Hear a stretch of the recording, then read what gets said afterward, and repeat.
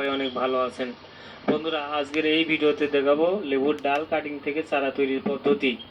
আজকের এই ভিডিওটি দেখলে আপনারা খুব সহজে বাড়িতে লেবুর ডাল কাটিং থেকে চারা তৈরি করতে পারবেন এইভাবে। তাই যারা লেবুর ডাল থেকে চারা তৈরি করতে চান তারা অবশ্যই ভিডিওটি শেষ পর্যন্ত দেখবেন। তাহলে চলুন ভিডিওটি শুরু করি।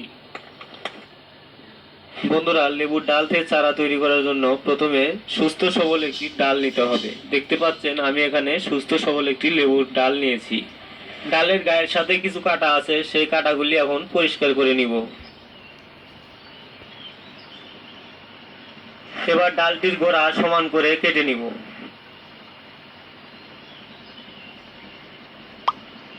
তো এবার ডালটি কাটিং করতে হবে। তো প্রতিটা কাটিং 4 থেকে 5 ইঞ্চি পরিমাণ করে আমি কেটে নিচ্ছি।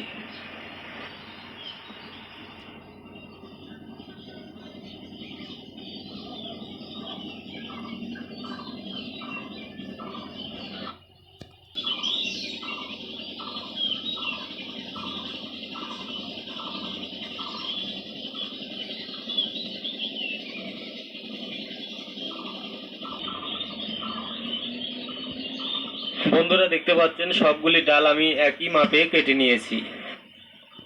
এবার ডালগুলি ধুয়ে পরিষ্কার করে নিচ্ছি। এবার পরিষ্কার কলার পাতা নিয়েছি, এর উপরে ডালগুলো রেখে দিব। এবার নিতে হবে অ্যালোভেরা। এবার ডালগুলোর গোড়ার অংশে অ্যালোভেরা জেল লাগিয়ে দিব।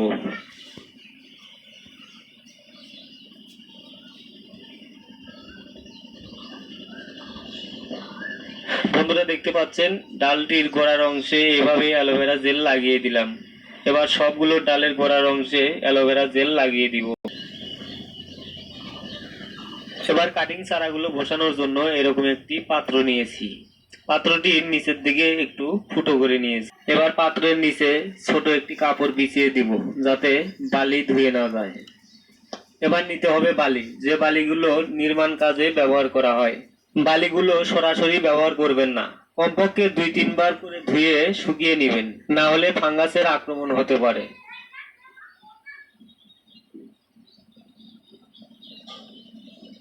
বন্ধুরা, দেখতে পাচ্ছেন বালি দিয়ে পাত্রটি ভর্তি করে নিয়েছি। এখন 5টি কাটিং বসানোর জন্য 5টি ফুটো করে নিব।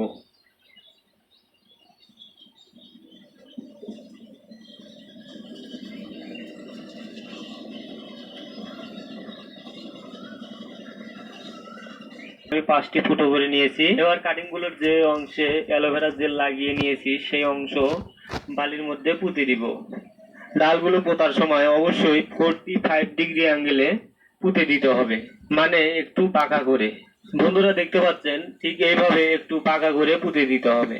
এবার সবগুলো ডাল আমি পাকা করে পুঁতে দিচ্ছি। তো বন্ধুরা, সবগুলো ডাল বালির মধ্যে বসিয়ে দিয়েছি। এবার পর্যাপ্ত পরিমাণ পানি দিয়ে দিব। এছাড়াও মাঝে মধ্যে লক্ষ্য রাখতে হবে পানি শুকিয়ে যাবার আগে আবারও পানি দিয়ে দিতে হবে। তো বন্ধুরা, এই জায়গায় রেখে দিব। তাহলেই দেখবেন কাটিং গুলোর থেকে নতুন পাতা শিকড় বেরিয়ে আসতে শুরু করেছে। বন্ধুরা, ভিডিওটি শেষ পর্যন্ত দেখতে থাকুন। শেষ পর্যন্ত দেখে যদি আপনাদের একটু ভালো লাগে তাহলে ভিডিওতে একটি লাইক দিবেন, আর আপনাদের মতামত কি তা অবশ্যই কমেন্টে জানিয়ে দিবেন।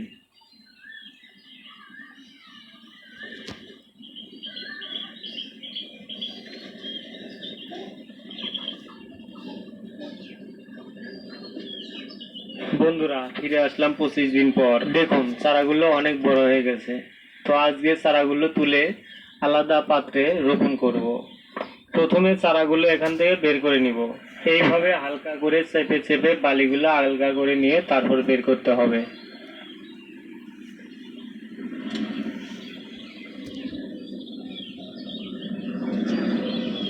বন্ধুরা, দেখতেই পাচ্ছেন কতটা শিকড় গজিয়েছে। তো আমি সবগুলো আলাদা করে নিচ্ছি।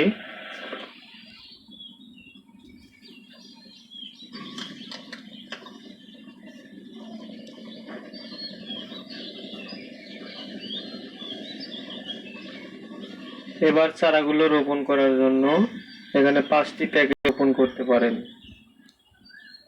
এবার চারাগুলো এই প্যাকেটের মধ্যে রোপণ করব। প্রথমে প্যাকেটের মাটিগুলো একটু ফাঁকা করে নিতে হবে।